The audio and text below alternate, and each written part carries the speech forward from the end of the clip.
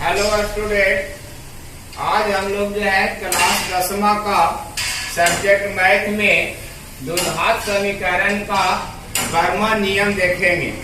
वर्मा नियम में हम लोग देखेंगे द्विघात समीकरण के मूलों की प्रकृति। आज हम लोग मूलों की प्रकृति जो है के बारे में जानेंगे। उसका रूल क्या होता है, वो कौन कौन से नियम का पालन करता है, इसमें कौन कौन से नियम होते हैं के बारे में देखेंगे। तो सबसे पहले हम लोग जो है द्विघात समीकरण के मूलों की प्रकृति जानने से पहले अभी तक में जो द्विघात समीकरण का जो नियम हम लोग पढ़े हैं उसके बारे में थोड़ा सा जो है देख लेते हैं, क्योंकि वही नियम यहाँ पर थोड़ा उपयोग होने वाले हैं। तो सबसे पहला नियम हम लोग जो है देखे थे, पहला नियम हम लोग देखे थे कि यदि द्विघात समीकरण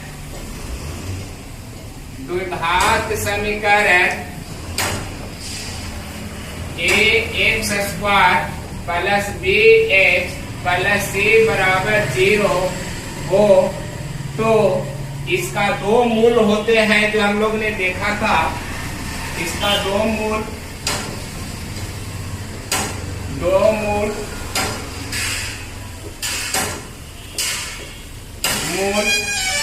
एक होते हैं अल्फा। तो अल्फा बराबर हम लोग ने निकाला था -b plus √b² minus 4ac बटा 2a। ये अल्फा का वैल्यू है। और दूसरा मूल हम लोग ने निकाला था बीटा। बीटा बराबर होता है -b minus √b² minus 4ac बटा 2a। ये हम लोग जो है पीछे हम लोग जो है पिछले वीडियो में हम लोग ने देख लिए थे कि यदि कोई भी द्विघात समीकरण ax² plus bx plus c बराबर 0 हो तो इसका दो मूल होते हैं, और दोनों मूल एक अल्फा और एक बीटा होते हैं।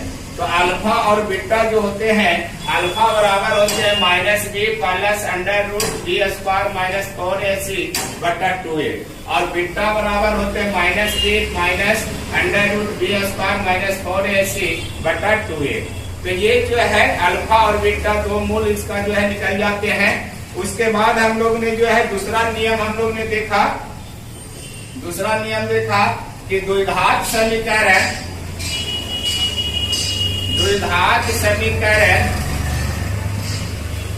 ax² plus bx plus c बराबर 0 हो तो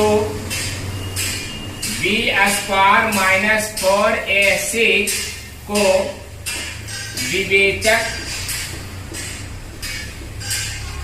जिसको d से सूचित करते हैं, कहा जाता है।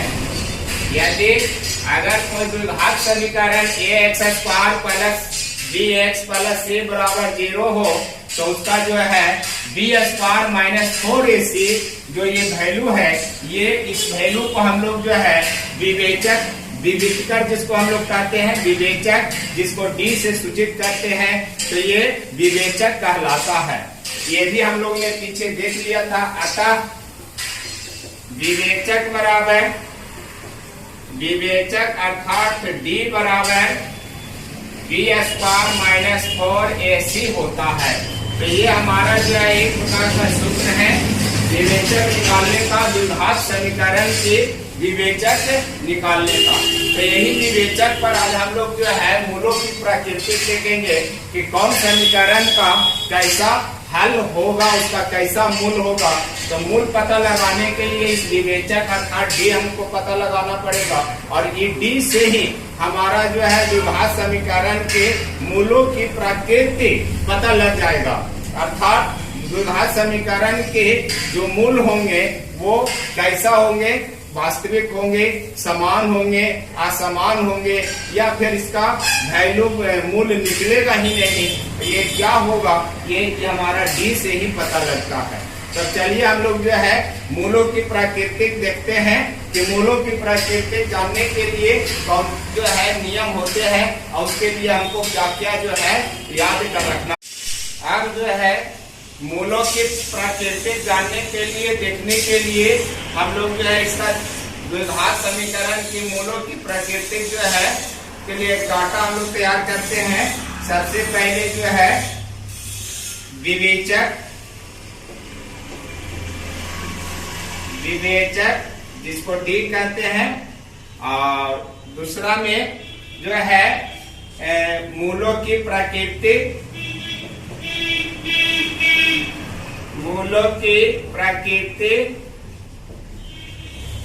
और तीसरा जो है मूलों का मान।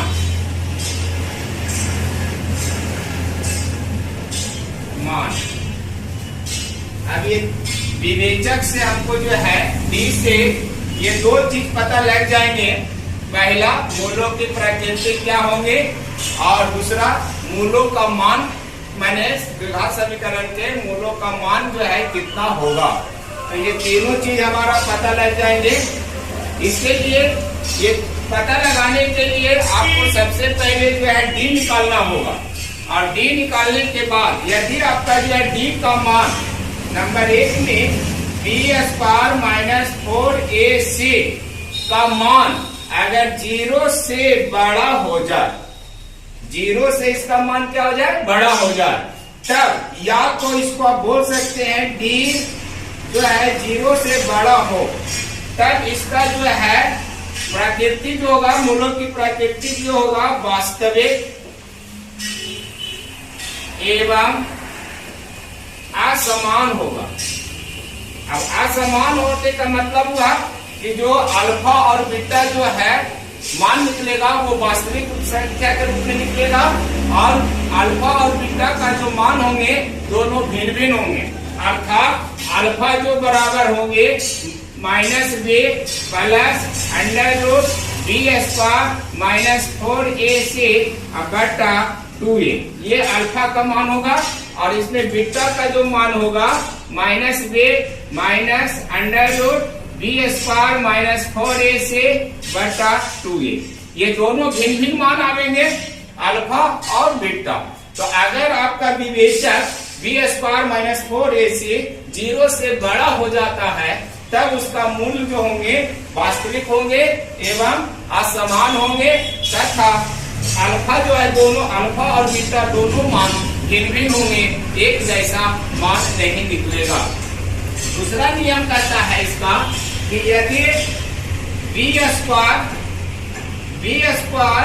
माइनस 4ac अगर जो है 0 के बराबर हो जाए, बी स्क्वायर माइनस 4ac अगर 0 के बराबर हो जाए, या आप कह सकते हैं डी का मान जो है 0 आ जाए, डी का मान 0 हो जाए, तब उसका मूल्य जो होंगे वास्तविक होंगे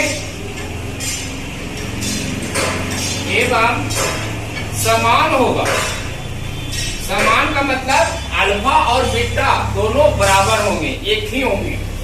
मतलब अगर डी बराबर 0 आ जाता है, अगर आप विवेचक निकालते हैं और विवेचक निकालने के बाद उसका मान जो है 0 के बराबर आ जाता है, तो उसका जो है मूल जो निकलेंगे वो वास्तविक निकलेंगे, और अल्फा और बीटा दोनों मान समान होंगे। अर्थात इसमें अल्फा जो आपका होंगे, अल्फा आपका होंगे माइनस बी बटा 2a, और बीटा भी जो है वही मान आवेंगे माइनस बी बटा 2a। अल्फा और बीटा दोनों जो है, अल्फा निकालिए, अगर डी बराबर 0 आ जाए तो अल्फा जो है आपका इतने मान के बराबर होगा, और बीटा भी आपका माइनस बी बटा 2a के ही मान के बराबर होगा। अर्थात दोनों अल्फा और बीटा दोनों आपस में बराबर रखते हैं। तीसरा जो है इसका नियम है कि अगर बी स्क्वायर माइनस 4ac अगर 0 से छोटा हो जाए, 0 से भी छोटा, इसका मतलब ये माइनस में होगा, तब या तो इसको आप कह सकते हैं कि 0 से छोटा रहने पर उसका जो है कोई वास्तविक मूल्य नहीं निकलेगा। अगर 0 से डी छोटा हो जाता है, डी का मान 0 से छोटा निकलता है, तब ये मूल्य जो है द्विघात समीकरण का मूल्य जो है कोई मूल्य उसका नहीं निकलेगा, कोई वास्तविक मूल्य नहीं निकलेगा। तो यहाँ जो है कोई वास्तविक मूल नहीं होंगे, मतलब इसका कोई मान संभव नहीं होगा और अल्फा और बीटा भी जो है मान नहीं निकलेंगे। कोई वास्तविक मूल नहीं, इसमें भी वही लिखाएगा। अर्थात कहने पर अर्थात हमसे इससे स्पष्ट हो रहा है कि दो ही वैल्यू में हमारा मूल जो है वास्तविक निकाल सकते हैं। पहला आपका जो है डी जो है 0 से बड़ा रहने पर मूल जो है वास्तविक एवं असमान होंगे और अगर डी 0 के बराबर हो जाए तो भी मूल जो है वास्तविक एवं समान होंगे। तो बाकी जो है डी अगर 0 से छोटा हो जाता है तो कोई मान उसका मूल का कोई भी वास्तविक मान नहीं निकलता है, उसका कोई मान नहीं होता है। तो दो रूप में हम लोग ने देखा। अब हम लोग कह सकते हैं अतः करके अतः द्विघात समीकरण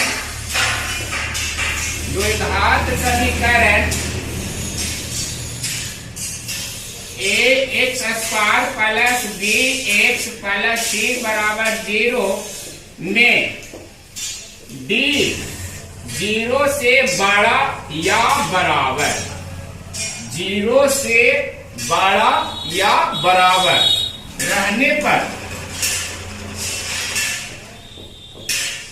मूल वास्तविक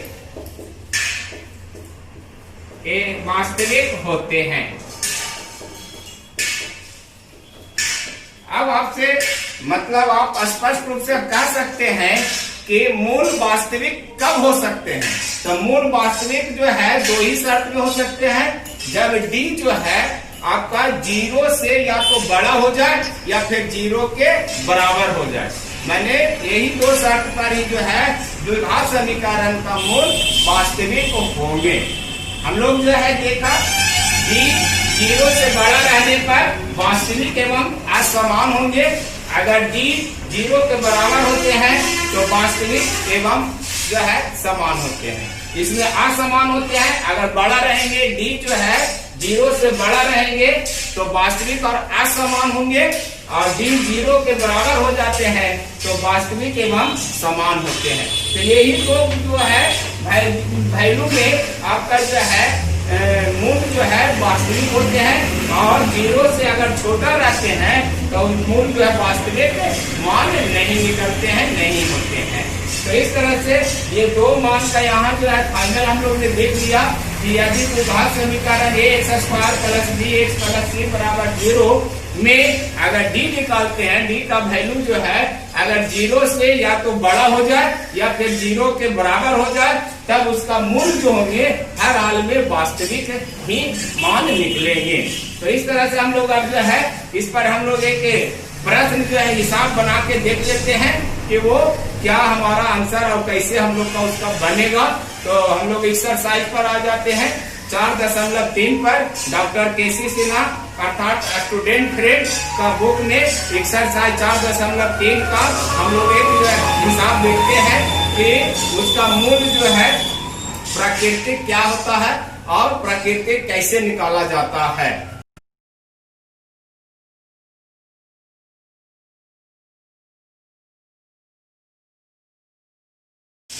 अब हम लोग जो है स्टूडेंट फ्रेंड डॉक्टर केसी सिन्हा का जो है बुक में एक्सरसाइज 4.3 का पहला प्रश्न कर रहा है कि द्विघात समीकरण का विवेचक ज्ञात करें। मतलब ये आपको जो द्विघात समीकरण दिया जा रहा है पहला x² प्लस 4x प्लस 3 बराबर 0, तो इसका हमको जो है विवेचक निकालना है, विविधकर जिसको बोलते हैं अर्थात डी निकालना है।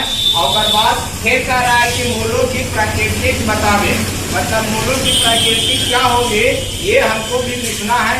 अर्थात दो काम तो सबसे पहले हम लोग विवेचक निकालते हैं कि कैसे द्विघात समीकरण का विवेचक लिख देगा।